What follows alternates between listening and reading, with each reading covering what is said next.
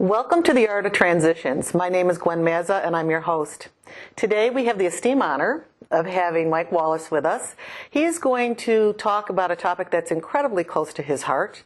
And the topic for today is the gifts of volunteering. Welcome, Mike. Thank you, Gwen. It's delighted to be here, and volunteering is a subject that's near and dear to my heart. So what we would like to do is ask you to hold tight and join us in just a few moments. Thank you.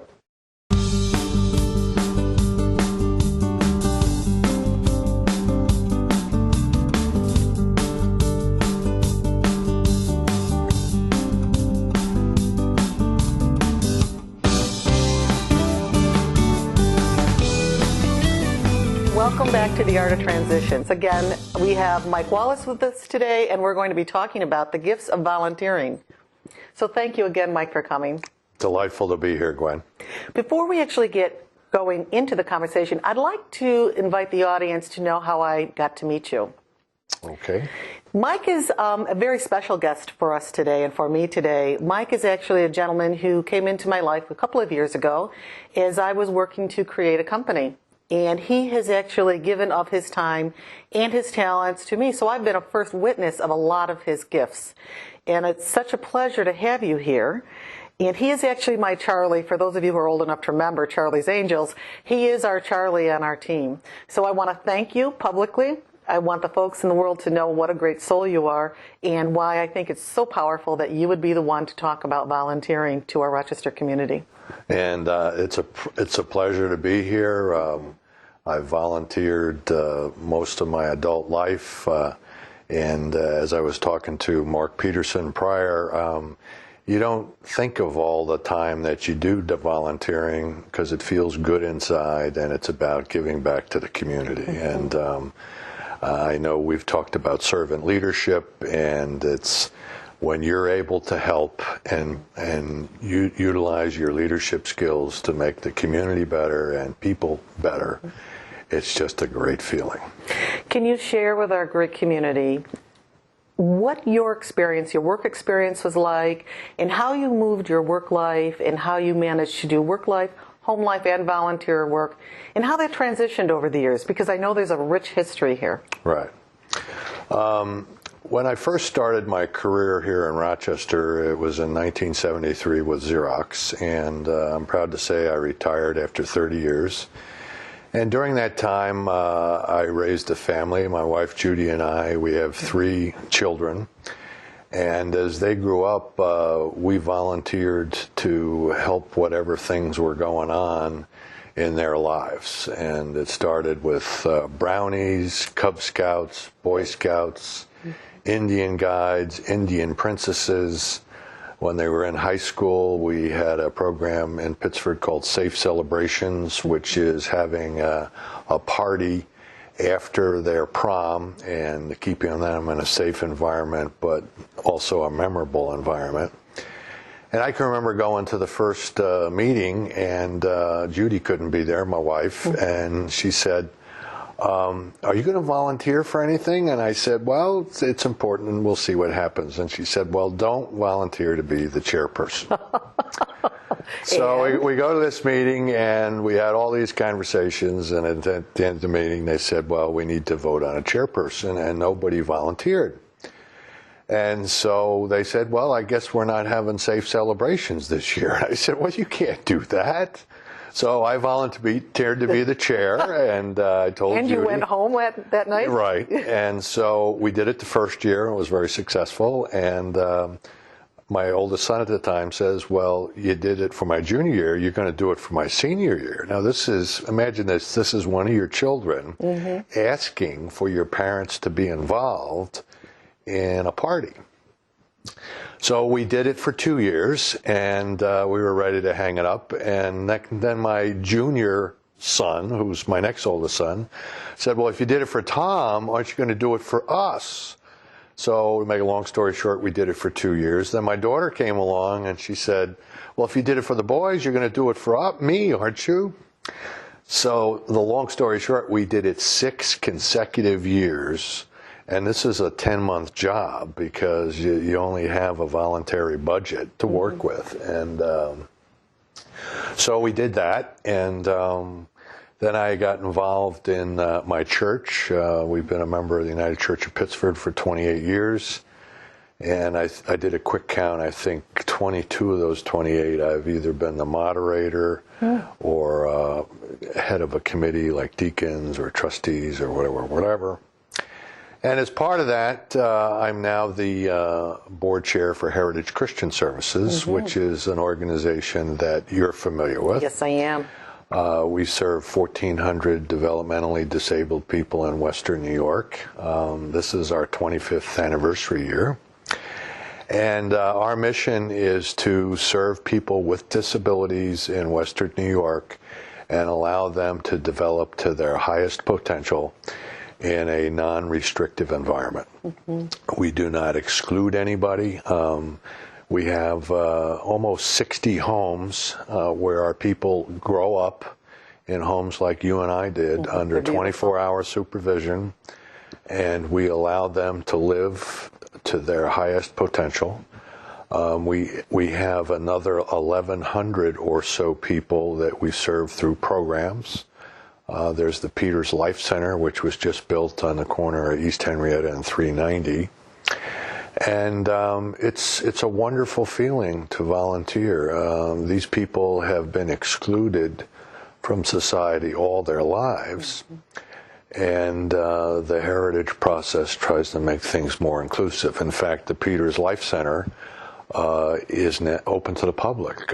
We could have made a decision that it was just for people in our community, and I'm proud to say we voted to be inclusive. Wonderful. So that's how it all began, and it just never kind of stopped. Never stops. It began with brownies, and now it's gotten you to the chair of Heritage Christian Services. That's correct. Wow. We're talking about the gifts that come from volunteering. For folks, a lot of us are very, very busy. We're working. Some may be single parents. Some may be running from here to there, maybe 2 jobs. Why volunteer anyway? Volunteering's a very personal commitment. You kind of have to look inside yourself and say, what can I do to give back? And I'm speaking to this personally. Right. So I have 3 wonderful children. They've grown up and turned out to be very, very successful, and we're blessed. And so volunteering at Heritage was a chance to give back for the things that I was given. I do not have any children in Heritage. I do not have any relatives. I may be the first board chair that does not have a family connection to people in our homes. And it just feels good. The way I found out about Heritage in my church, the United Church of Pittsford, we had a couple of Heritage residents that grew up in our church.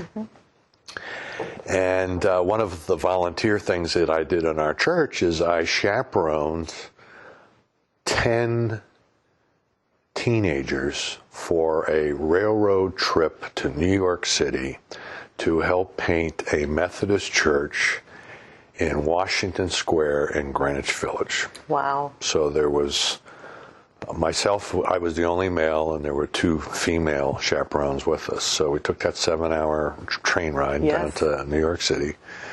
And one of the people that was there was a member of our church, but also a member of one of our homes. So we had the opportunity to show this individual New York City and all of the pluses and minuses, but they saw everything. And they served meals to the homeless. We painted this church.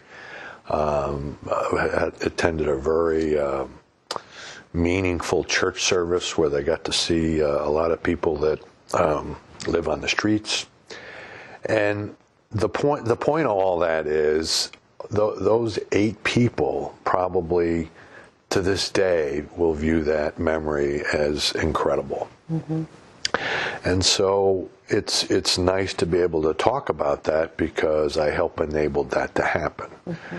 And to answer your question, when people are real busy and they got a lot of things on their to-do list, Volunteering will never fit unless volunteering becomes a priority. And it's like you and I have talked, there's the vital few things in life, and what's the 20% of your activities that will have 80% of the impact, and that's what you ought to focus in on. And I've made a commitment that volunteering is in the 20%, it's part of the vital few, and guess what, it's not a calendar problem anymore.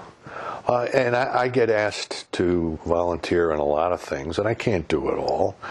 But if there's a chance where my leadership can make a difference, I'll listen. I'll try and help. I'll also say that this is Heritage's 25th anniversary, and we have our Legacy Mile at Genesee Valley Park. Do they do that annually? So this is the first. Okay, so you're going to hopefully have an annual Legacy Mile. Right. So what does the Legacy Mile encompass, and how do you contribute to the Legacy Mile? As the chair of Heritage, I will be there early to meet people, talk to people, so on and so forth. But what the Legacy Mile is intended to do is to demonstrate to the community that individuals with disabilities are a priority. And for many, many years, they haven't felt that way. So I've had one person tell me, well, why is it only a mile? And I say, well, you try in crutches going a mile, or with a disability to go a mile. So we're hoping the weather's going to be great. We're hoping there's going to be a great turnout. But more importantly, it's a rallying cry for the community to show focus to people with disabilities. And they're just different. But they have so many talents in other ways, and it's an opportunity to focus in on that, but also to celebrate 25 years of an organization that really started with nothing. I mean, it was a few founding families that did not want to, that had children with disabilities, that did not want to institutionalize their children, and they founded something better, which is living in a Christian environment, but allowing yourself to develop to however you want to develop, not how somebody else says you have to develop. And that decision of that group of folks gave you an opportunity to expand you in the long run in your opportunity to volunteer. Yes. Now, for many of our folks in the audience, the show, they won't get a chance to see the show until after the Legacy Mile, and that's why I'm hoping that we get to see this as an annual kind of event happening in the fall, potentially in the September. And so please, please, please, folks, keep awake for that opportunity as it comes to us, and we're hoping that it will be annual. Yes. As you were talking about volunteering, one of the things that struck me, and I think is very important, is the act of volunteering and how it impacts our relationships with our children. Even being a single parent, or not being a single parent, being in where there might be two parents in the household, volunteering actually gives your kids a connection to you. Clearly, they connected to you, I think, almost with a lasso, kind of like bringing you in. And so they were connected to you through that volunteer experience.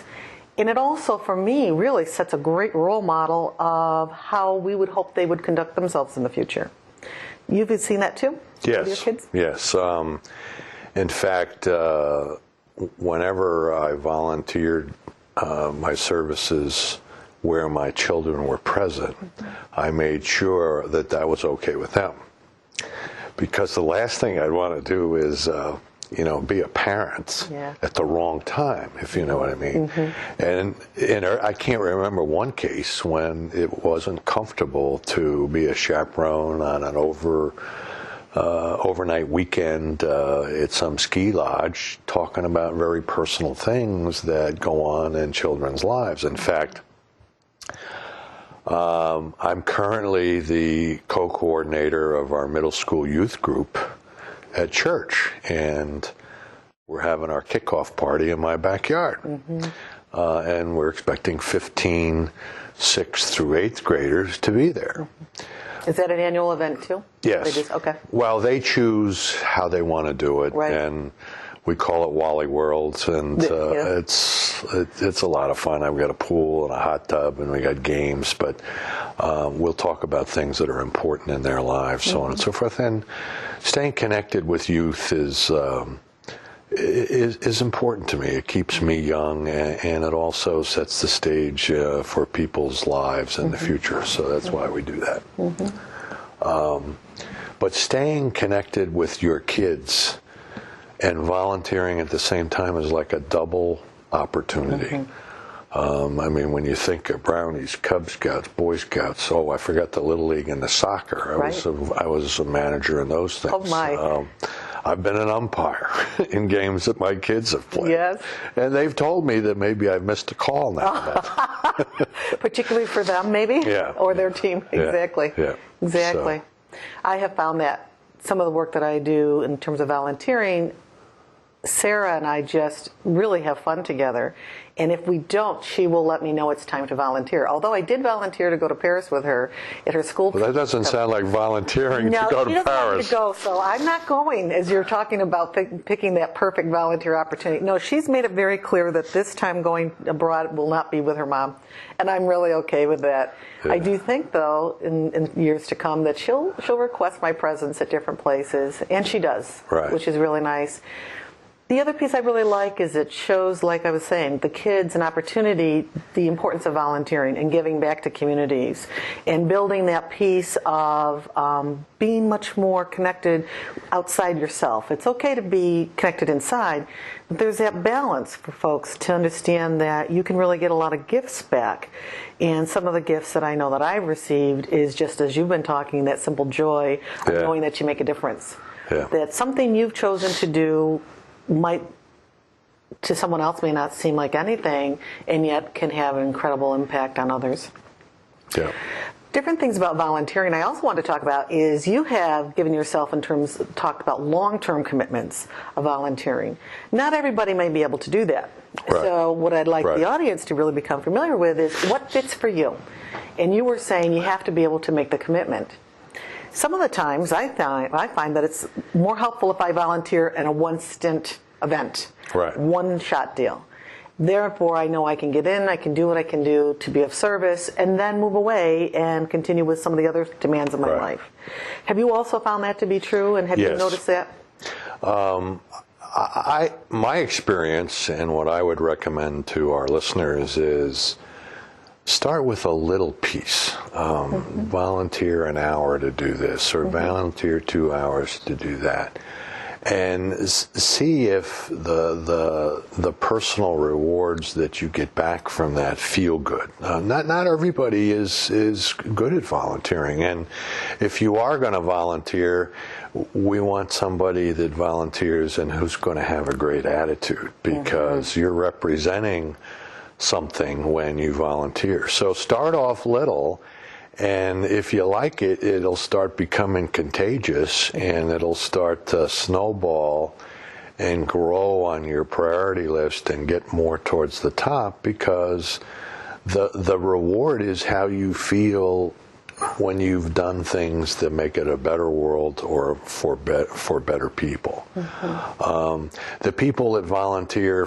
their very first time for a big job, they're going to hate volunteering because they haven't had an opportunity to let that enthusiasm grow.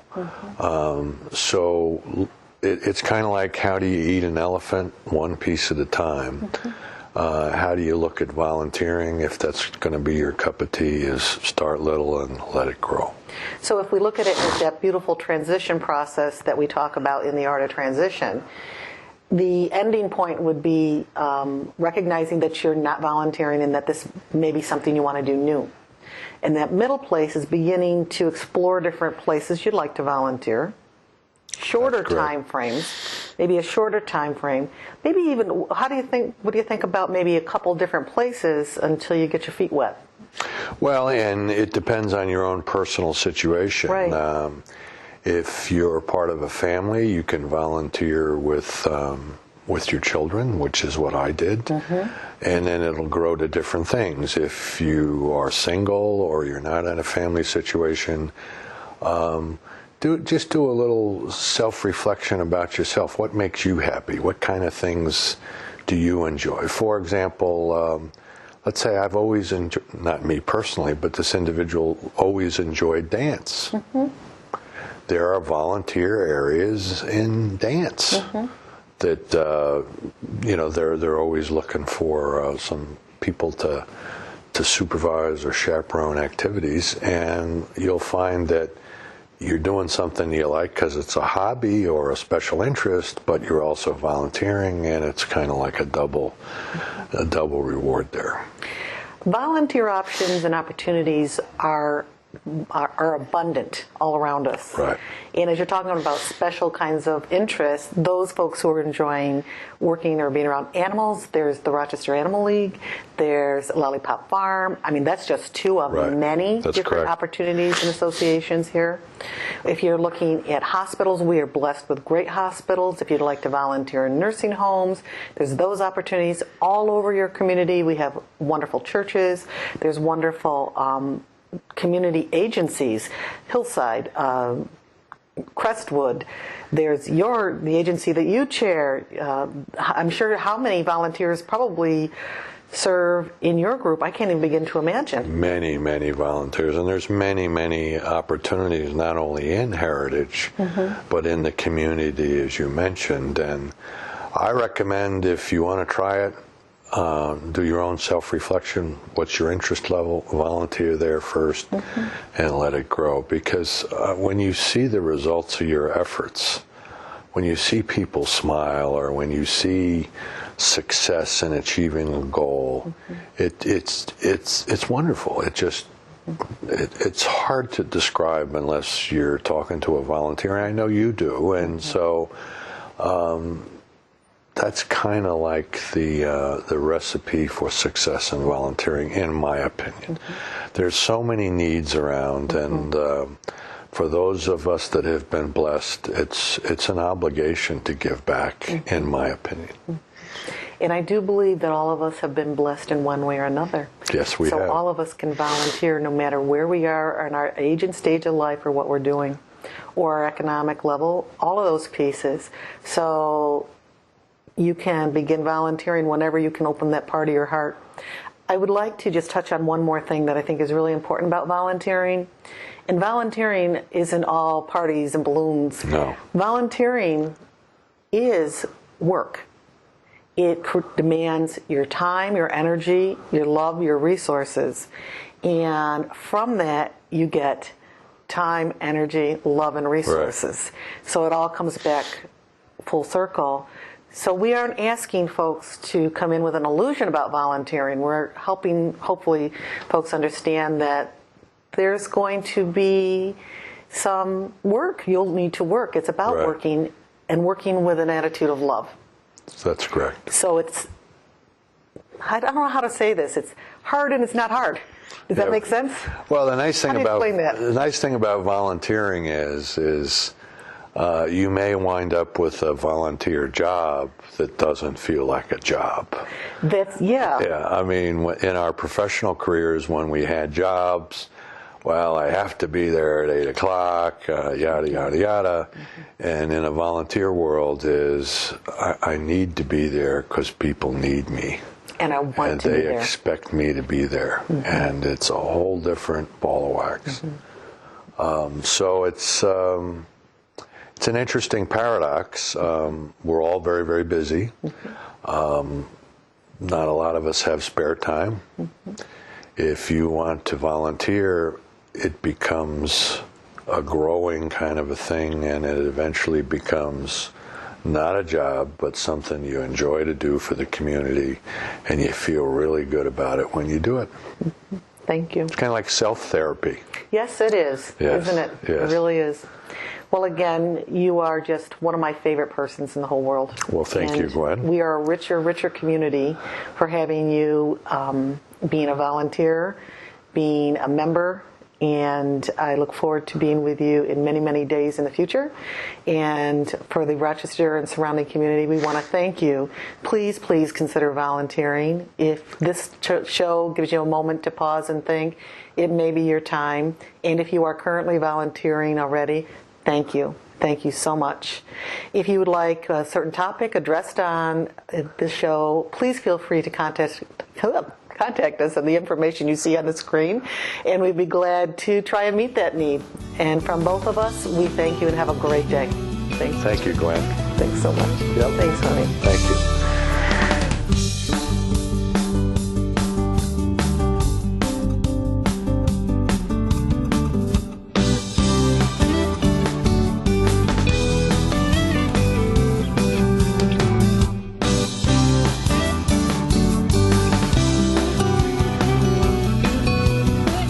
This program was produced through Penfield Community Television in Penfield, New York.